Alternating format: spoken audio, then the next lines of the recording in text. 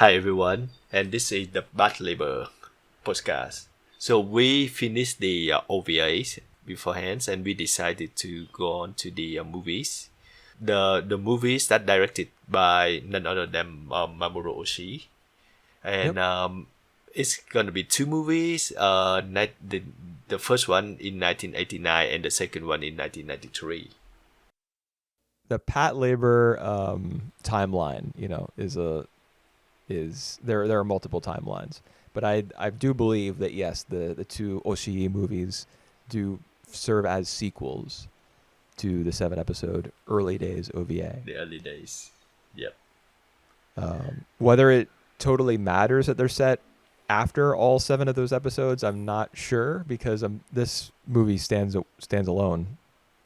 Yep. More or less. It would help to have some familiarity with the characters and know, for example, that Goto is really skilled at like convincing people to do things without necessarily letting them know, like kind of putting all the pieces in place and having people act out the ideas that he has for them, and that Noah really loves her labor Alphonse, so that's why she gets so worked up in the diner scene where she eats the pizza with Shinohara.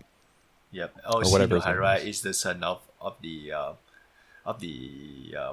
manufacturers who become a main focus, one of the Right. main focus of these films. Or the fact that we see Clancy back from New York. Is it New York or Yeah. Hawaii? New York, It's right? New York. I think it's what's his face? Shiba, who comes back from Hawaii because he's all tan. Oh, He's one of like the programmers, yep. not the Yep. old guy with glasses who in this film was underneath his umbrella again. I remember in episode 1 of the OVA, he's introduced sitting out on the lawn in front of the hangar where all the laborers are maintained, and he's out there on the lawn. I think he's snacking on something or drinking a beer or something like that, and he's got his umbrella to shield him from the sun. So in this film, you see the umbrella again. He's kind of got the same position, the same setup there. And I was like, I know, that gif of Leonardo DiCaprio sitting up on the couch and pointing. Yeah. Right. That was me. When I saw him with the umbrella, I was like, I know that. I get that reference. Yep. Yeah. So it does. It helps to watch the OVA first, but you can watch the movie first. Yep. And I mean, there's so much expository dialogue that you'll be able to catch up that way, even if you don't know what's happening at first. Mm-hmm. Boy, there was a lot of talking in this movie. Yep. There was Definitely an Oshii script. definitely, and it get into the more political side as well. And there's a reference to Bible. Oh, there are so many Yep. Christian references. There's Noah's Ark. The Ark is like the man-made fortress in the middle of Tokyo Bay where they they produce and maintain labors. There's Ehoba, which is the first initial and the last name of the antagonist, who is dead for the entirety of the film, having committed suicide. Yeah, that's actually amazing that we feature a guy who is dead, but he's so confident of his plan that he prefers staying dead before seeing all the outcomes. Yeah, I think that's something that Goto brings up, or somebody does, is that he must have been 100% sure of the success of his plan to kill himself before seeing it happen. But the question that I have is, why did he do any of this? I think he just tried to wreak havoc, but I think But why? The question that I'm more interested in find out is why he killing himself in the first place. Because otherwise people couldn't track him down. Like if he just stay hidden, or he just even why he would kill himself. I don't know. I mean, the film really doesn't dive too deep. You do see a couple of like investigators who are on his trail essentially, at multiple points throughout the film. And it turns out that they've been hired by Gotol to do this investigative work into all the places that he's lived in the past 2 years. He's had 26 different apartments. Wow. Yeah. And he's carved Bible verses into the walls at Yep. many of these places, apparently.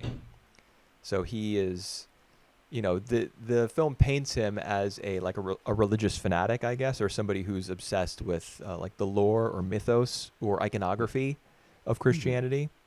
Yep. And so that may be like a shorthand for, he's insane. And that's all all the reasoning the film provides for his suicide is he's just a crazy guy. But we don't learn that much about him. Yep. About why he did any of this, about why specifically he committed suicide. We don't really know. Yeah. And I mean, honestly, I think maybe it's too early in the podcast to reveal this, but I think that's my major disappointment with this movie is, it's cool that they are able to figure out his plot and like come up with a plan that they can put into action to stop it from happening. But the guy's dead the whole time, and we didn't really know why he did any of this. So it feels a little less good to see his plan thwarted. Yep. Well, yeah, that's a bit of a shame because as the two detective, like you said, tracing down all his houses and apartments, and eventually go back to where he grew up, and see like the traces of who this guy was, and I don't know what exactly they found in the in the house where he grew up, but it's like it say about his characters more than we ever find out. What says more about his And character? I think they found something in his child the house where he grew up that like that say about his motive, because I think his house is in the area where where because of the new development they become abandoned. So Right. So I you're think talking about the Babylon Project, right? yeah, that's right. The Babylon, that, and I think it's more on his commentary that like because of a new development, all these old buildings that now nobody gonna live with, it become like like a new trash, and he wanted to comment on that. I think that's his whole point. Yeah. I think that makes sense because the film does pay a lot of attention to the Babylon Project. And so this guy was probably And he was and against it. yeah, I think his end game is to destroy that the new Babylon project development. Right. I mean, I guess. Yeah. So there's this is like it's a crime story. It's like a thriller. Yep. A police thriller with big robots. And as a result, there are a lot of scenes where characters are investigating. And some of those scenes are between the guy who went to Hawaii, Yep. Shiba, and Shinohara, or Asuma, the son Yep. of Shinohara Heavy Industries. And the Yep. two of them are like, they're figuring out where, like all the different sites where the laborers are going to go crazy or have Yep. gone crazy in the past, and kind of cross-checking that against the places on the Japanese coast where this frequency created by the wind is most likely to set off laborers and cause Yep. them to go berserk. Yep. I'm sure you remember like the different scenes of like computer screens where there's red circles indicating the different, like the most dangerous spots Yep. that they're Yep. trying to figure out. Yep. Where was I going with this? Oh yeah. So all those, it's tough to know whether all those red circles are also places where the Babylon Project is going to like erect new housing developments or to tear down existing ones. Because as much as the film talks about the Babylon Project and has characters saying that this is what it is and this is what like political party is in favor of it and really pushing it, and this is why people might not be so enthusiastic about it.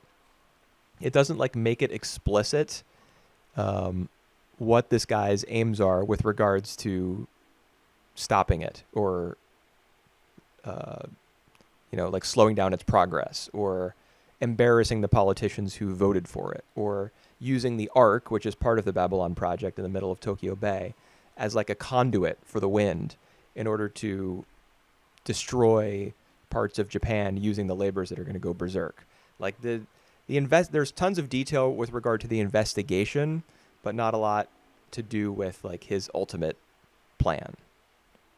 Right. Yep. Well, so I just I found that I kind think of frustrating. I think it just kind of provide the maybe hints, the hints for them to follow. But I agree with you on that. It just opaque to begin with, and like when it gets resolved, we still don't see the scope, or like pretty much the aim for why he doing this. Yeah, it's like background information. Yep. I think that you can use in order to speculate about the guy's motive.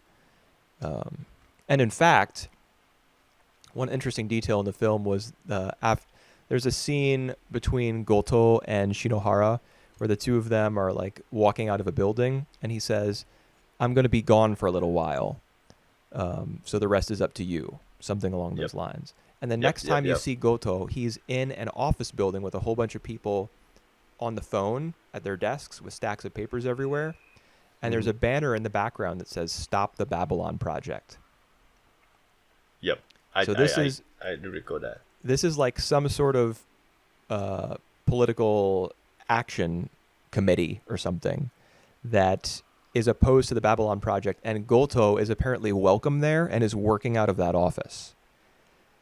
So that actually brought me back mentally to the OVA, where we learned that Goto was once a friend with the eco-terrorist from episodes 5 and 6, that two-parter, like the longest day of SV2 or something was the title. You learn that Goto was once politically active in a way that kind of makes his superiors wary of him. So to see him again in a setting where people who probably like oppose the government's policies are working, and he's there operating out of that office, was like very intriguing to me.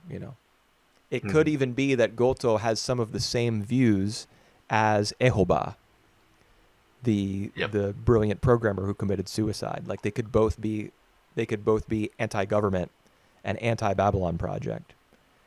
Yep. I think that might be the thing that they go on with that as well. But Goto, I think, is more is less risky. Like he has the idea, but he just doesn't really like planning off to do anything uprising. Yeah. So he still abide by the law, basically. Yeah, he is the law. He's on the side of the cops. Yeah. He does breaking a bit of the laws, but not into the attention of like trying to hijacking and damaging on the Patlabor. Yeah, and that's probably why he's developed this method of like encouraging people to do their own investigations, kind of guiding them to the conclusions that he already holds. It's because he has to operate that way in order to he can't just be an out and out anti-government figure. He has to operate. He has to function within the law and try to achieve his ends through the actions of others. Because if he was doing all this stuff on his own, people would be like, "You are way too you're way too big a risk for this department. You're fired." Yep. Yeah, I think at one point. I'm sorry. Go ahead. Yeah, I think at one point, like one of these investigators mentioned that because he's in unfavor because he's too sharp. Right. Yeah, the two investigators, the one who's like friends with Goto or old acquaintances with him, and then the other guy Yep. who's the taller one with the blue hair. But basically, no. Basically, who? But yeah, Yeah, he's. Yep. he's like skeptical about Goto. Yep. He doesn't know the legend, I guess. Yep.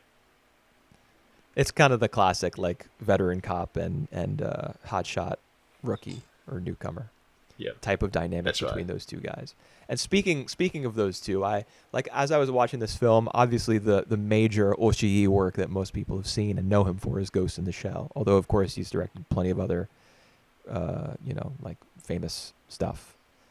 Urusei Yep. Yatsura 2, Beautiful Dreamer, and um, Uh, you know. Angel. Something about Angel. Oh, you're talking about Angel's Egg? Angel Egg. Yeah. Yep. I was looking like for links between this and Ghost in the Shell, and one of them that I found, I don't know, maybe this is too big a stretch, but there's Yep. speaking of those two investigators, there's a scene where they're on a boat that's going downriver, and Right. for the majority of the film up to that point, it's been very dialogue heavy, but during Yep. this scene where these two characters are introduced, like the dialogue totally fades away, and it's just Kenji Kawai's score, and it's like bongo drums and chimes Uh-huh. as you get shots of the city of this I don't know, like low income area or like less Yep. developed area that's probably going to be torn down eventually as a result of the Mhm. Babylon project. It Yep. reminded me strongly of the scene from Ghost in the Shell with the chanted vocals with the boat that goes down the river and the shots of like the shots up through the windows of like department stores and stuff. I think I can recall that scene. Yeah. Yep. Yeah, it was just really reminiscent of that. I thought like a prototypical version of that scene.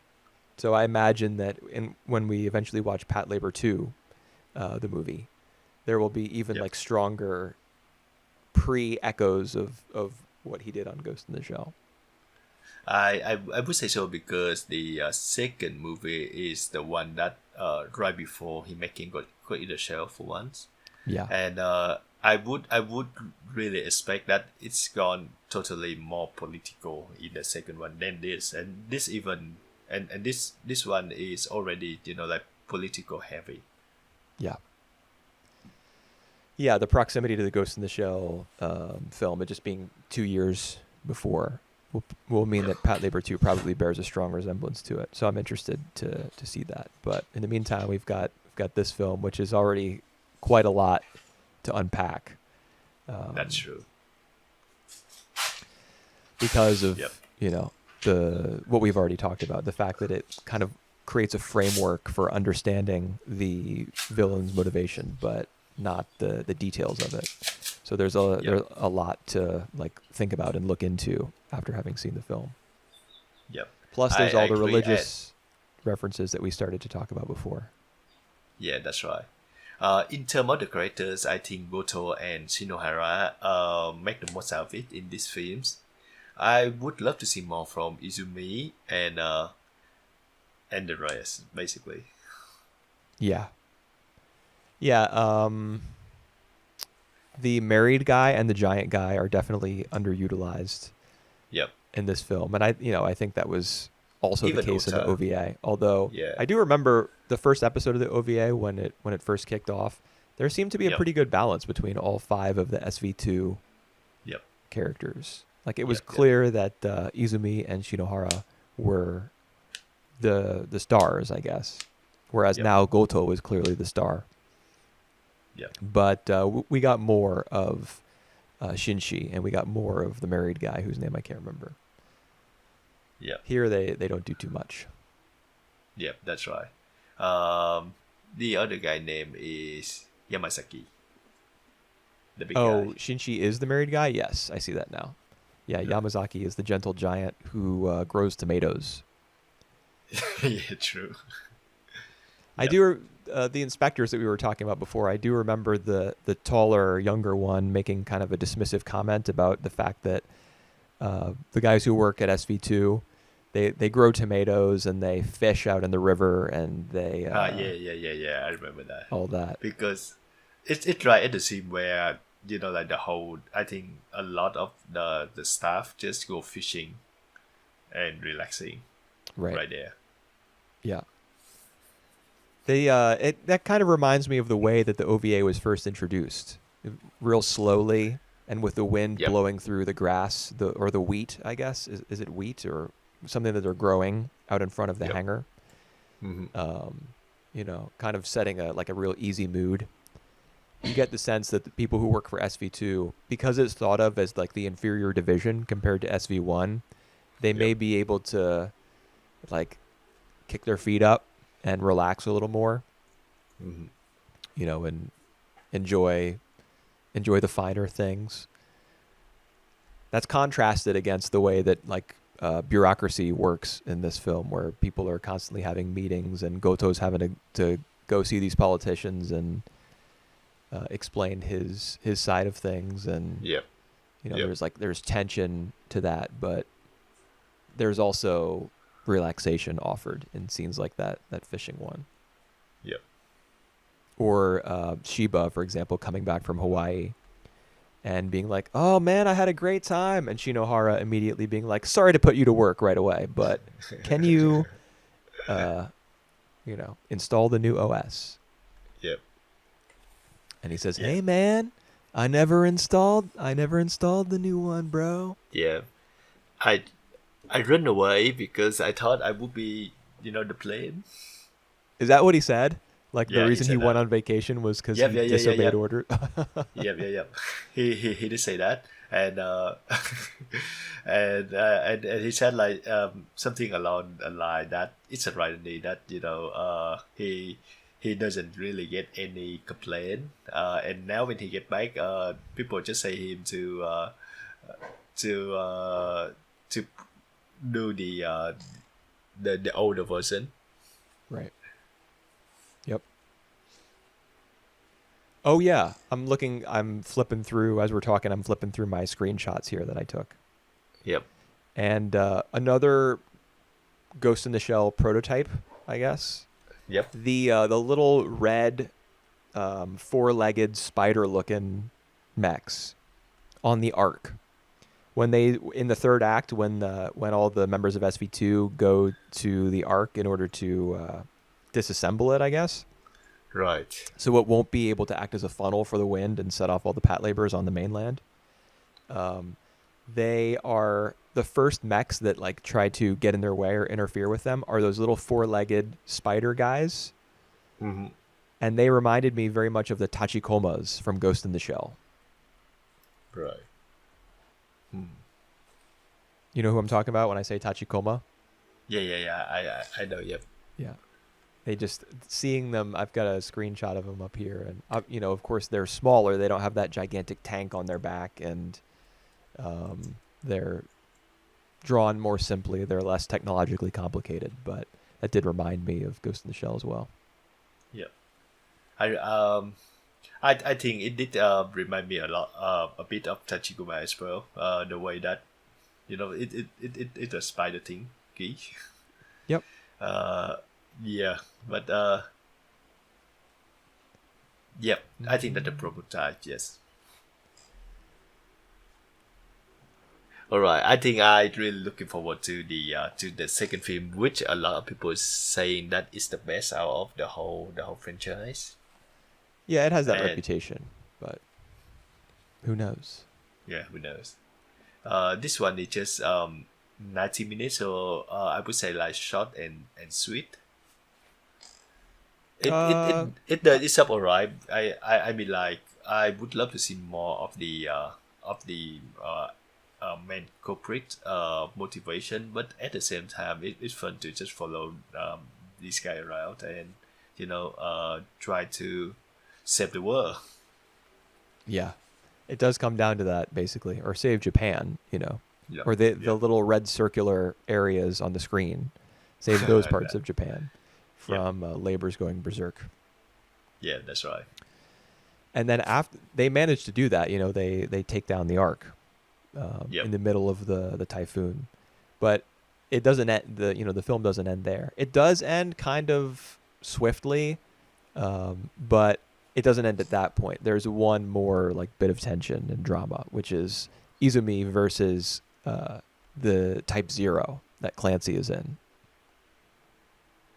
Yeah, all right. Like when Clancy pilots the Type Zero as a way of helping to destroy the Ark, like send it crumbling into the sea. Yeah. Mm-hmm. Like the Tower of Babel falling in the Bible, another biblical reference. There's shots of like the word Babel being projected all over Shinohara's face when he tries to like look into the source code of the OS, HOS, that's been put into all the labors and is the reason for them going berserk. The film makes a lot, not only out of the term Babel, but also the visual of the Ark toppling and falling into the sea. Yep. After that happens, and it's like morning, I guess, because the sun is suddenly out. I guess everybody's been unconscious for a while, and then they wake up. Clancy is still in the Type Zero, and it's out of her control. Yeah. But I think that was a really bad move of her to go into the berserk Patlabor and then being swept out by it, Yeah, but she kind of has that personality. Yeah, she does. Even though in the OVA she's introduced as somebody with like a little bit more class and tact, you find out over the course of time that she is kind of like the female Ota, and she just loves Patlabors for their destructive capacity and their and their mechanical engineering and stuff, and she just wants to use them to be a cool action hero. She's more skilled than Ota though, so that makes her the more dangerous of the two. Yeah, especially since she's willing to get into a Type Zero knowing that it could go berserk anytime. Yep, and that's exactly what happens. Yep. But Noah is able to outmaneuver her, I guess. It's pretty cool the way that fight is arranged, because it involves her like wrapping a wire around the Type Zero and kind of securing it in place, and then she gets out of the cockpit of her own mech, climbs up the wire, and gets onto the back of the Type Zero with the shotgun. Yep. Honestly, the film is already very well animated, and clearly a lot of effort and time went into it. But I wish there had been even more of a focus on that last showdown. I think that's good enough. It's look great.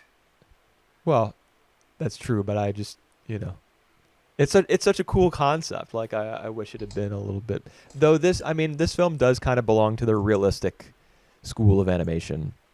Yep.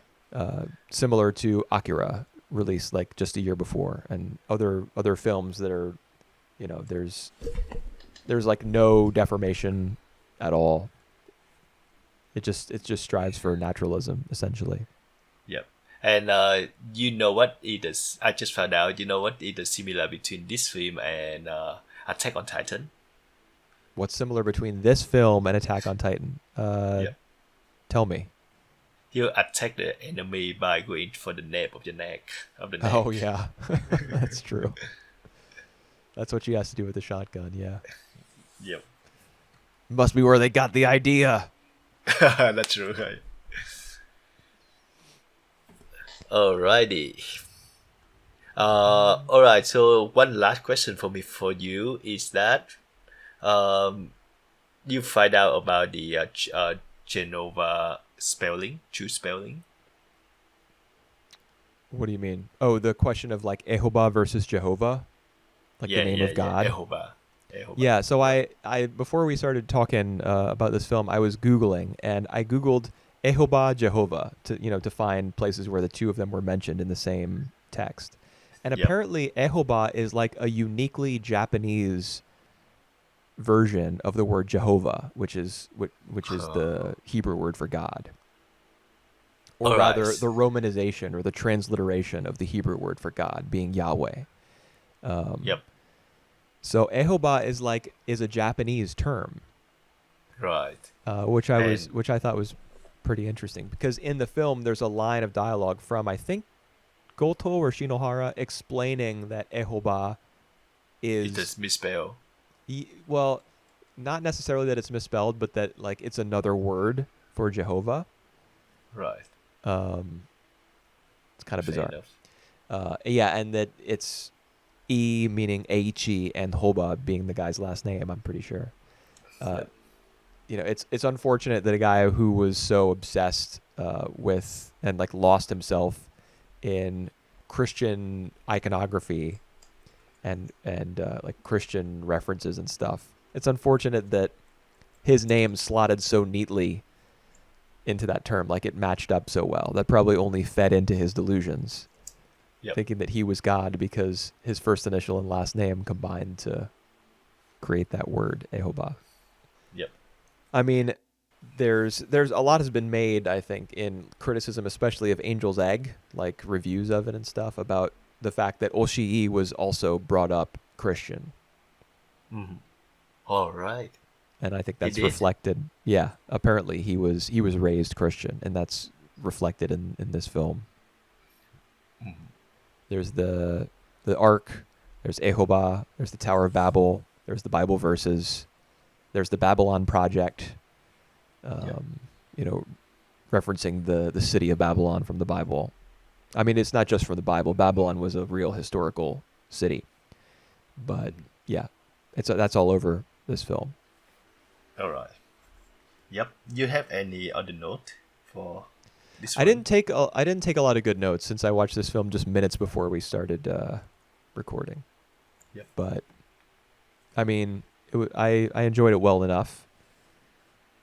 There were some parts where the characters were just talking and talking that got a little tiresome, but that's probably because I've watched 4 films in the last 2 days, 4 anime films in the last 2 days, and this was the last of them. Yep. So that You're you know, doing a pretty good job there. no, not at all. I mean, I procrastinated. I did a bad job. Well, you survive after the four films in a row, and the postcard later on. Right. You do. Well, yeah, I survived. We both survived. We saw Patlabor the movie, but now we're gonna get into Patlabor the movie 2. Yep. The finale. Hey guys, we're back again for Patlabor 2. So after like a few weeks, maybe even a month of Patlabor 1, which you just listened to in the first half an hour, we're back now for the finale of Patlabors and possibly like one of the most famous movies out of that franchise as well. Yeah, I mean, this is I I have to imagine there are a lot of people who are of the opinion that Patlabor 2 the movie is the crown jewel of the franchise. Hmm. It certainly foreshadows the direction that Oshii would go in on Ghost in the Shell, and even Yep, films like Skycrawlers yep. in 2008, which I have not seen, but apparently it's like very slow moving, political, dialogue heavy, stuff like that. Huh. And Patlabor 2 is much the same. Yep, I mean, I wouldn't necessarily call this film slow moving. I think a lot of people probably would, and perhaps it's fair to call it slow moving. But I was very engaged while yep. watching this film, and I'm not a very politically minded person either. So I think just from my perspective, I would say mission accomplished. Yeah, well, I would definitely say that this is the movie that I was not expected. I was expect more of like a all hour and like big things where like things will change like the landscape of like of that city for forever of the future futuristic Tokyo forever. Instead, what we see is just like the undercurrent of the tension and like and all that. So like it's a different kind of movie that I watch, and I still think that like I appreciate it more because of that. Mm. Yeah, yeah. It is kind of a change in style, change of pace, Yep, yep, and yep, I think it works. yep. Although it is difficult to talk about. It's going to be difficult to discuss That's since true. many of the events of the film involve two people talking. So Yep. to use the different parts of the plot as like waypoints in a discussion would be difficult when talking about Patlabor 2. Yep. I would say that we can start with the context of, like the Japanese military situation after the end of World War II. You mean the fact that when their new constitution was established, that they were like prevented from maintaining an army? Yeah, yeah, that's right. And the whole thing that have the ally the United States involvement in that as well. Because I'm not too uh I'm not too knowledgeable about that idea, but I think there's a lot of commentary in this film about uh, the external force, especially the United States that involved in Japanese military. Yeah, for sure. So what? And a lot of that commentary comes from a new character. I believe he's new to the Patlabor franchise, or was new at this point in its history. Is Yep, the guy with the one crooked eye? I see him here. I've got the cast list up on Wikipedia, and I see that he is billed third. He's third on the cast list, yep, even above people like Noah and Asuma, who were yep, previously, they Noah is the face of Patlabor, the franchise. She's yep, got her red hair, big expressive eyes. In this film, not so much. Not only does she yep, not have the big expressive eyes because everyone looks a lot more realistic, yep, but she's also, she's hardly in the film compared to like Goto and Arakawa and yep, Shinobu. yep. The chain. How do you feel about the chain of character design? Because it took me out a bit in the first few minutes because Yeah. I just couldn't figure out who who's yeah, who and who, but yeah, it's get better. Yeah, I think that it suits the film. And Right. It just actually, there's a little bit of I think meta commentary in the script that I wanted to bring up. yep, We don't see a lot of Noah and Asuma, but there is a scene where after tensions have risen between the JSDF and the police force, yep, when Goto is like, okay, it's time to spring into action, get everybody, or it might not be Goto, it might be the elderly engineer. yep, You remember the guy who, when you watch the first episode of the Patlabor OVA, he's the guy, the older guy with the gray hair, the sunglasses, sitting underneath the umbrella that I kept making a big yep, deal about yep, yep, when yep, we yep, were yep, talking about the franchise previously. He's the one yep. who kind of comes in and rallies the troops after Shinobu and Goto are forced to like go to ground and Hmm. kind of hide out because they're both fugitives at that point, I believe. Hmm. In any case, I just lost my train of thought. Okay, yes. So Noah and Asuma, there's a scene where after that elderly engineer has sent out the word for everybody to come back, Noah Yep, and Asuma are in a car, and he's like, this is an unofficial request for us to return to duty. Like, we don't have to do this. yep, And yep, she yep. says, no, I want to do this. I don't want to always be known as that labor chick. To, I remember she mentioned that. I remember though that she thought that way before that event. mm, It was when the two of them together see some of the bad labor being prepared, and I think the guy asked her to, like, do you want to try, do you want to pilot them, and right. she said like, nah, she over it. She doesn't want to be, known as just the girl who love piloting uh the pad Labors. labors. Yeah. Yeah. That's right. And I So guess that was one of the early scenes in the film where yep, she's yep, riding on the back of Asuma's bike, right? Or Shinohara's yep, bike. yep, yep. Yeah, yeah, Yeah. that's right, that's right. So yeah, there's that, and then there's also that scene in the car where she says she doesn't want to be Hmm. known as the labor chick. To me, Yep. that is Olshii as the script writer saying, I don't want to be known as the guy who makes the happy-go-lucky mecha series. All I'm right. I'm Yep. a quote unquote serious writer now, and I just wrote this, political thriller that 80% of people are going to watch and be like, "What did I just watch? Yeah, yeah, yeah, Where yeah. were the explosions?" Oh, Um, they add explosion, all right. yeah, I mean, yeah. To be fair, there's that scene in the underground tunnel. Yeah, Yeah, and that's only that's it. um. Well, there's the bridge They blowing up. Yeah, there's I mean they just like preaches blowing up, and there was like a presume of they fighting at the end at the like under the tunnels, but that's it. Oh You don't well, get what about any the like scene where the helicopter comes to the SV2 headquarters and like lights it up yeah, with yeah, yeah. gunfire and destroys all the laborers inside and then leaves? Damn, There's I that don't too. even know. Yeah, that too, but I don't even know why they make a decision to do that. So that kind of interesting.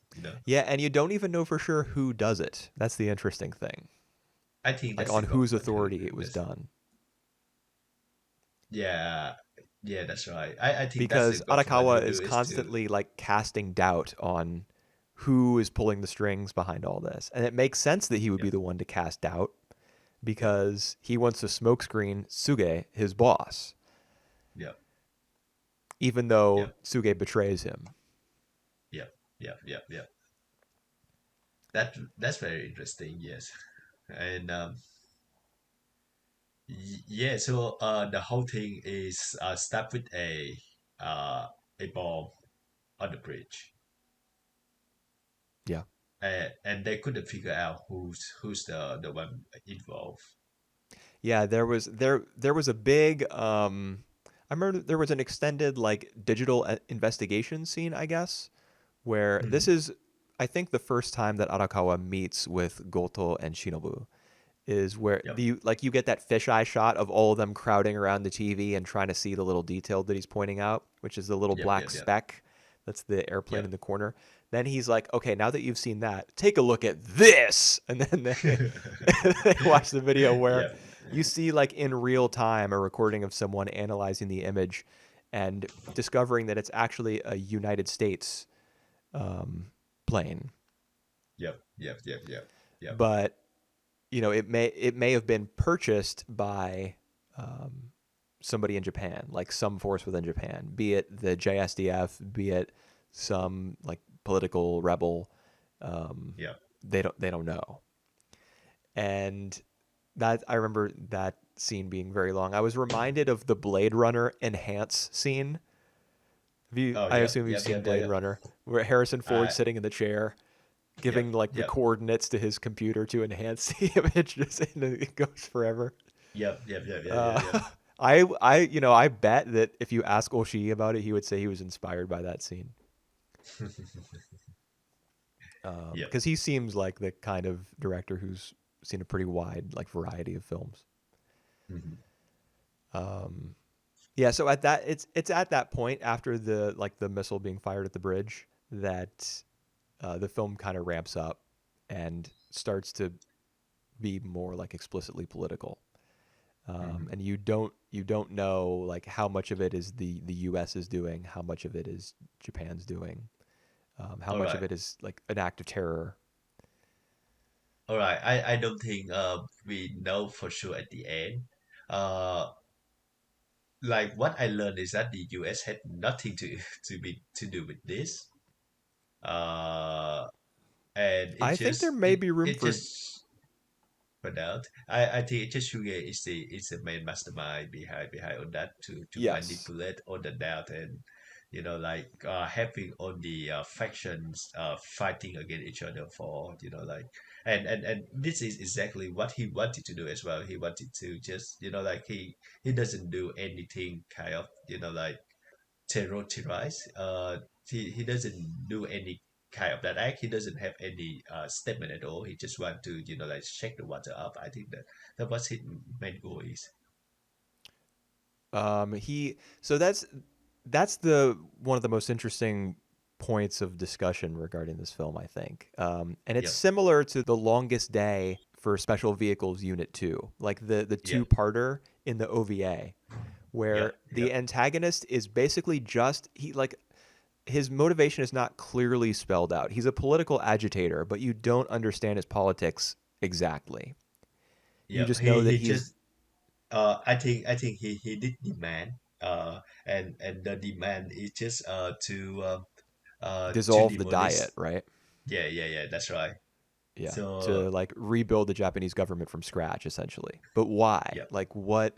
You don't hear him like give a monologue. You don't have a character reading his manifesto or anything yeah, like that. You just know that he's not happy with how things are going in Japan, and you can guess that he's probably a right wing figure. Like he wants Japan to be remilitarized, and you yeah, can guess that in this film, Tsuge wants the same thing, yeah, that he's not satisfied with Japan's position on on the world stage. He feels as though it's like an uneven relationship between Japan and other world powers, namely the United States.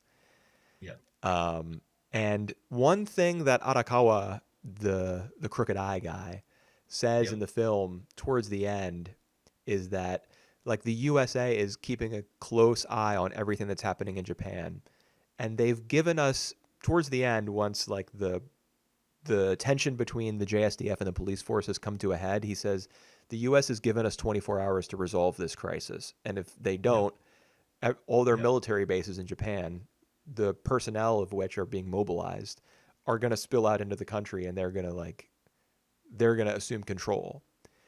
And yeah, he says that they like the only reason that they wouldn't do that is because they have to like they're obligated to give Japan a certain amount of time to clean up the mess themselves. Like as a political theater, they can't just yeah, take over, even though Arakawa implies that they would probably want to. mhm, So there's even though the U.S. is like as a country is brought up a lot in this film, it's never like explicitly that they're evil or that they're the baddies. You know, they're like the yeah, bad guys on the world stage. But the film comes very close to it yeah. in that like I line of reasoning at the end. I do think that it might be hint that the sabotage that they have to the section two, like when they kill up all the Patlabors, maybe part of the US action as well. It could be. Yeah. I rather think that that was Arakawa Mm. Yep. is my guess because he like Goto when he says I knew you were working for Suge. I Yeah. figured it out. I wasn't totally satisfied with that scene because it seemed like he just kind of pulled that out of his ass. Uh, Yep. but you know, Goto is supposed to be like the most brilliant mind in Japan's police force. Like secretly, that's his whole character. Is he's like extremely politically savvy, Yep. and so he figures that out. I'll give it to him. But Goto says like I knew there was no way that someone like you in your position would approach us like the black sheep of Yep. Japan's police force unless he Yep. wanted to just use us up. And so that's what makes Yep. me think that Arakawa like he intentionally handicapped Section 2 SV2 so that they Yep. would be more easier to manipulate without their like military or like their Yep. vehicular strength, without the Yep. labors Yep. to rely on. Yep. Yep. Yep. Yeah, but Yep. Arakawa, very, very interesting character. Some of the I agree. where the film really reminds me of what Oshii would eventually do in Ghost in the Shell is some of the scenes where Arakawa and Goto are talking about like Japan's place in the world, and you Yep. don't see either character. It's just like shots of the river or shots Yep. of broken down buildings or shots of birds. There are birds all over this movie. Yep. Yep. Yep. And some of the dialogue, I took some screen I caps I with th- the I with the I sub. think I love that approach. Like it's really budget cutting. You don't have Yeah, to, like do a lot of action. You just put on the dialogue in that, but it also very engaging. It's like two opposing, oh, it's not even opposing opinions about, like that Japan own state of affair. So it's just something that really worth delving on. So what you Yeah. have on the screenshots? Yeah, I think you're right that it manages to be engaging because as I'm looking at these screen caps that I mentioned, just the quality of the background art is stunning. Yep, yep, And now I characterize it as being like shots of rivers and things. What I'm seeing here is it's mostly factories and like cranes. factories. So Uh, like evidence of the industrialization, like constant expansion um, and building. And if I had to guess, I would say that this probably ties into the Babylon Project. What the, yep, like the images on screen as they're talking, because that's central to understanding Patlabor. And I don't really understand the Babylon Project, so there's a lot I'm missing, I'm sure. yeah. But Oh, there also a commentary in this film, as in the first movie as well, about like some of these construction that used to be the connection between the old and the new, but now get abandoned. No yeah, one when they're in the no one to take tunnel, care of it right? anymore. Like there's a Yep, there's a yep, connection between like a construction project that happened pre-war yep, and is now yep, being continued, and that's how the tunnels were finished, yep. if I'm So remembering correctly. yeah. So that as well, I think that's like one of the really main point that bad labor as a whole want to approach. Like sometimes industrialization happen, and it happened so fast that they forgot the old like the old CDs. They're just like some part of the CD that got abandoned, and no one even know about, care about. I think that's more relevant in the first movies than this one. Mm. Yeah, yeah. This one is a lot more specifically focused, I think, On the paranoid, I think. on I would say war, All right, yeah. because there's the threat of a civil war in Japan between the and by the way, I don't totally understand how the tensions escalated between the JSDF and the police. I don't quite get that. All right. But there is that threat of a civil war breaking out. And there's also the discussion between Arakawa and Goto about like proxy wars and Yep. Japan's current wealth, like their high ranking place on the world stage, Yep. being based on here's what he says. This is Arakawa speaking to Goto. Our Mm-hmm. economic prosperity is based on demand created by those countless wars. Our hands are covered in blood. That's the stuff that our peace is made of. An unabashed lust for peace based on unmitigated terror of war. An unjust peace where we avert our eyes from foreign wars, where others pay the price. So Mm-hmm.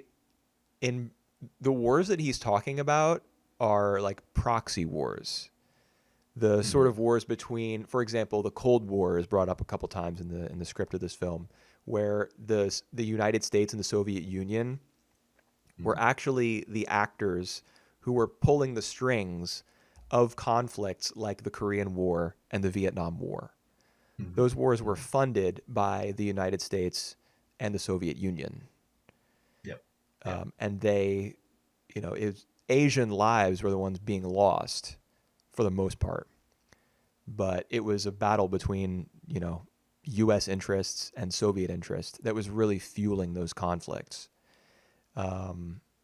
And depending on who you ask, that may not be what actually happened. People have different opinions on that sort of thing, of course. But I think it's pretty widely accepted. Like here in America, of course, you've got the hardliners who say USA number one, we win every Yep. war. But a lot of people recognize that our reasons for getting into Korea and Vietnam were not, uh, you know, we were not straightforward about our Yep. reasons for entering those conflicts. Yep. It Yep. Yep. wasn't just because we were number one, It was Yep. because we wanted to essentially fight against the Soviet Union Mm-hmm. through these other countries and through these other conflicts. So that's what, like, Arakawa brings all that up to Goto, And the thing that really intrigues me and that I don't quite grasp Yep. is how is Japan implicated in this? Is it that Japan stood by and did nothing while its brothers and sisters in Eastern Asia were like wrecked by these wars? Like it didn't stand up to the United States? I Or is think it it's like I think what's it's up? like one of the point. Yes. Yeah. Yep. I also wonder like whether because Arakawa ties Japan's wealth specifically to Yep. its lack of action in these wars. So I wonder like is he talking about weapons manufacturing or like Japan selling I its natural resources like metal or I don't know Yep. All element right. like elements created in labs or something that it's selling to other countries. Yeah, nah, I don't think that. I think it's more like their inability to help or to be more like actively involved to other worlds and more of like they try so hard to like, to maintain the peace, whereas inside Japan there are many like unrest and dissatisfaction that to maintain the peace. So that's why it caused the internal conflict. Hmm. Hmm. I mean, I know that one of Suge's positions, not Arakawa here, but Right, Suge, one of his positions is that Japan needs to be militarized. right. So I wonder, is that Arakawa's goal as well? Like, does he want Japan to assert itself, to stand up to other world forces, namely the United States, and remilitarize itself so that it can, it doesn't have to just sit. It can't use its lack of an army as an excuse to sit out in these conflicts. Mm-hmm. Like I by think creating a standing army, it can like be a force for good on the world stage. yeah. I think the main criticism that Oshi has for like for the current state of Japan uh can be point out to what Goto say in the meeting. Like I I still not like fully grasp what he or that he wants, but it's more like like you had to address the problem before it's become too late, because like now the issues appear. It's too late to to do any of the action, like something Right. along that. Yeah, he does when this is as Shinobu is being dismissed Yep. Yep. by the heads of the police force, and he says, it's been a long time coming, but I have to say I'm just gonna join her because I'm tired of all of your like incompetency and inaction. Yep. And he says it's too late for this problem to be like this crisis to be averted. Then Yep. that's when they get the news, I think, that Yep. like a plane or a helicopter or whatever is attacking, and they Yep. assume, as the cops, they assume that it's the JSDF doing it. Yep. Yep. Yep. I don't believe that it is. I think it's Tsuge's people, Yep. probably in the same planes that they acquired from the United States. Hmm. Um, that they start to blow up more bridges Bridges. Yep. tower like communication towers. I think I saw a cut of Tokyo Tower being fired at because Uh. Tokyo Tower has that famous red and white alternating Yep. pattern, Yep. Yep. Yep. um, Yep. and a structure that looked like that was blown up. All right. Oh, I remember it's just the Tokyo Tower in Ashita no Joe Oh yeah, on that opening scenes. right. Yep. Yeah, there. I mean, it's got to be hundreds and hundreds of anime that Tokyo Tower has appeared in. I Yep. think it was Yep. in this one. I think it got blown up, but even if it didn't, like you could tell that communication infrastructure was being targeted, like Hmm. towers, satellites, stuff like that. And that was another big part of the film was that the Tsuge part of Tsuge's strategy was to cut out communications Like the Hmm. blimps were broadcasting. They were like scrambling all the radio waves and stuff like that. Yeah. Yeah, it's just man a lot to process. Yeah. One question for you. Sugar is the mastermind of these films. What do you think if they using the guy that we just mentioned, the longest days on Earth, as like arc to SV2's become, longest day, something like that. yeah, to become this film main antagonist, is that make any difference at all? Um, well, first of all, they would have to dedicate time in this already 2 hour film to explain like how he got out of captivity, or how he got Uh, busted out of jail and yep. is All now right. free to be a terrorist again. So that would make the film even longer. Might not work. But Yep. honestly, there is a strong parallel there because just as that guy was once very close with Golto, and they were both sort Yep. of like the OVA implies that Golto was also like a radical, like he had radical politics. Hmm. This in this film, it's Shinobu who was Yep. tied closely to Tsuge, and Hmm. perhaps she also once thought the way that he did, and that's why Goto and Shinobu like work well together and see eye to eye, is because both of them, like their mental political framework is a lot different from their bosses. Hmm. Hmm.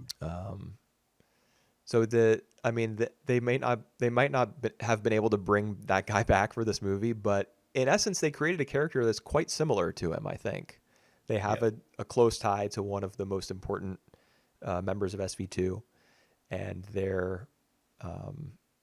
they hate what Japan has become in the wake Yep. of the Second World War. How they kind of just rolled over, and even though they reasserted themselves like economically and eventually, just in terms of power overall, they, they're like people who criticize the way that Japan brought itself up out of poverty at the end of World War II think of it as like a vassal state of America, for example. Hmm. Like that Hmm.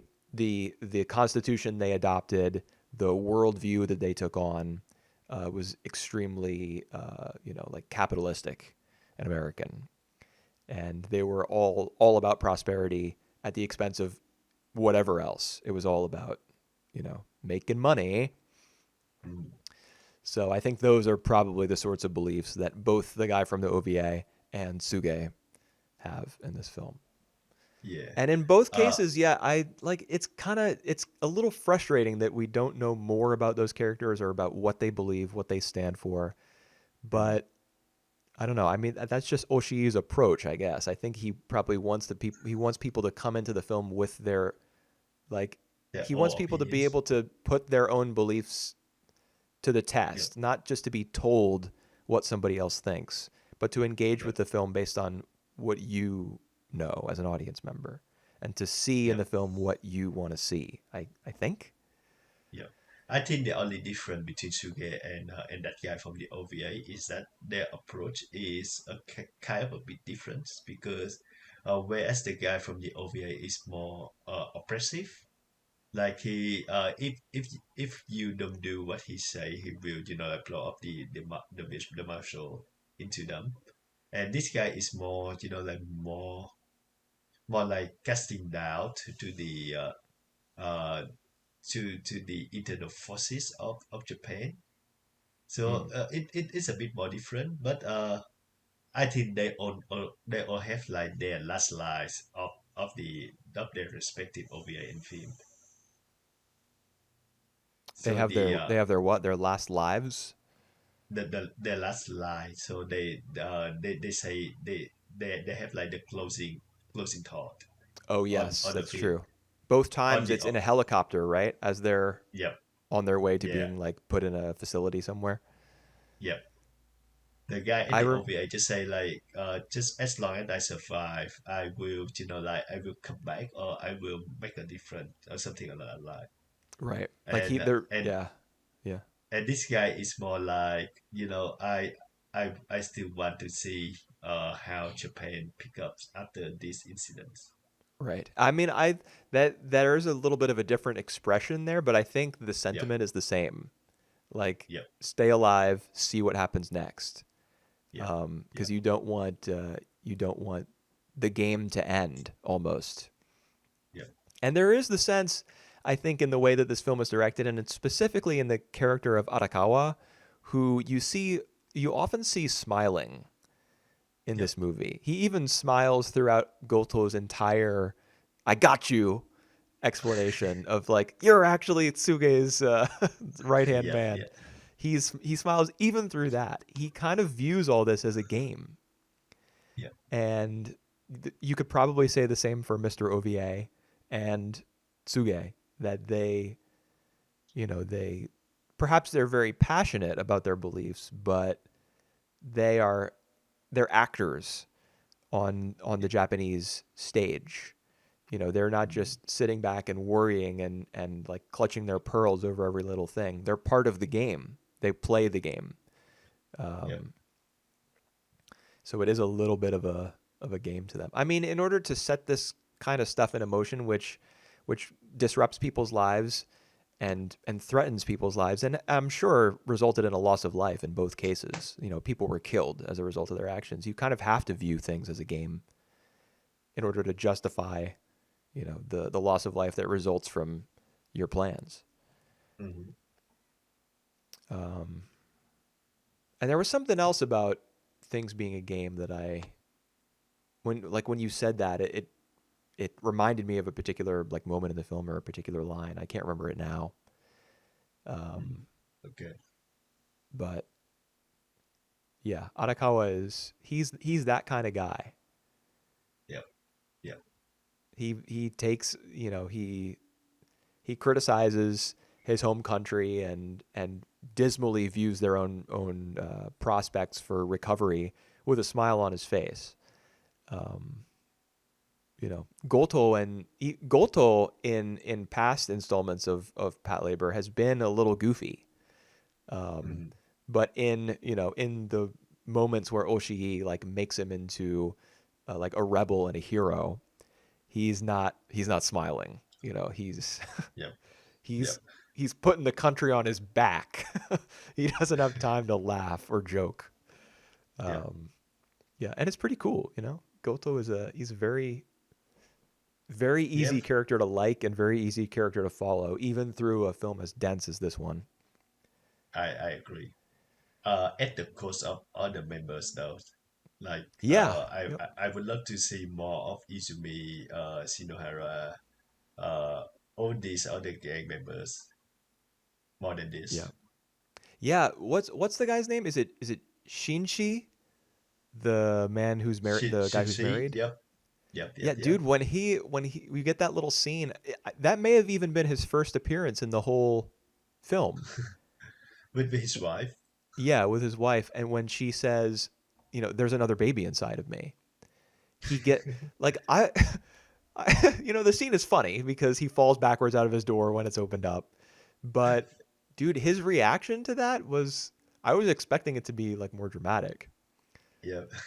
He kind of like acts like a little bit of a fool when his wife says, "I'm pregnant." Uh, but, I mean, it does. The scene lands in the end just because of how it ends, but Yep. poor woman. Yeah, she accused the other member for what guy napper Husband or police napper. napper, husband napper. Yeah. Yeah. The, Yeah, we don't see so much of him. We don't see much of. I mean, even like you said, Noah and Shinohara. yeah, Asuma Shinohara. Yeah. Yeah. Um, I mean, I think the film made the right choice Mhm. by putting it. Even like earlier when we were talking about like both of Noah's decisions not to be like the labor girl, but to Mhm. to kind of move on, perhaps from Yeah. that chapter of her life, and possibly that being Oshi making a similar statement about his own work.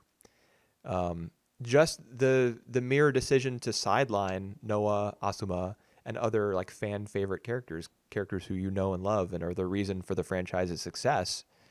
That decision in itself is probably a statement that like what he has to say now as a scriptwriter is more like this takes precedent. Yeah. It's more important that he communicate these ideas than it is that you be entertained, perhaps, with gunfire and bright colors and bright lights. It's a very subdued, serious movie. Yeah. All right. So how what's your opinion of Patlabor as a whole? As we see only OVA in two of the movies directed by Oshii. I wouldn't say I'm qualified to speak on Patlabor as a whole because there's still the TV series plus the new files. I think is the subtitle of the continuation Yeah, of the TV show or the OVA or something. yeah, but it's not the one that Oshii directly involved. Yeah, I mean, I would agree with people who say that Patlabor 2 the movie is that the peak, the pinnacle. I Hmm. I was very impressed with this movie, despite not understanding everything that it wanted to communicate. Perhaps Yep, I was hooked. It's a very yep. slow movie, a lot of talking, and sometimes that will bore me or distract. I'll get distracted, but not here. I was liking it. Hmm. Yeah, Yep. I would say the same. I would love to see like again, I would love to see more members of these of SV2. yeah of the yeah of the season two to be more in action. But yeah, as a whole, I think this is again not a movie that I was expected, but like all the better of it. Yeah, yeah. I So enjoyed yep. it. I like this. I mean, I like this film better than the first movie, and I would say that I like the first movie better than if I take the whole OVA like into account. Hmm. I prefer the films because some of the episodes of the OVA, like about the horror episode where they're trying to figure out, The ghost, yeah, yeah, the ghost thing, and then the kaiju episode with the like the sea, like the monster in the lake and stuff. Those are not really to my taste, just personally. right. So I prefer the movies, and I prefer the two-parter that we've been referencing from the OVA, The Longest Day. Yep, yep, Um, yep, you know, and we've both seen the first couple episodes of Patlabor as part of a side project yep. that I don't I enjoy them imagine. as well. Yeah, I thought they were okay, but Hmm. I was ready to put it to the side, Yeah. after the first two episodes. However, Hmm. I'm sure that at some point I will come back to it. And I have to imagine that, you get comfy in bed on, at night and you put on an episode of Patlabor. You got a little maybe a little snack, a little thing of popcorn next to you. You just get cozy, you watch it, you enjoy it. It's easy to Hmm. build up momentum that way, and I could probably get into it. Yep, yep, Uh, Overall, yep. yeah, That's true. Patlabor, good. Patlabor, Yep. good. All right. Yep. I would say that I'm on the same opinion with you in regard to Pad Labels. The more episode, the more it gets serious, actually, the better for the show. Yeah, and I I would imagine that there are probably some mini arcs in the TV series that are a little Yep, more involved, yep, which would probably be my favorites when I eventually revisit it. yep. Sounds good to me. All right. So that's mark the end of the Pad Label journeys. Yep, we've been on our Nana. We went on a touch journey, a Nana Yep, journey. Earlier, yep, we did a Pun Pun journey. yep, Now and a we've whole done lot Pat more. Labor. We'll have to decide on a new target, a new journey to embark on. Yep. We will let you know once the time comes. All right. All right. Bye for now, guys. See you later.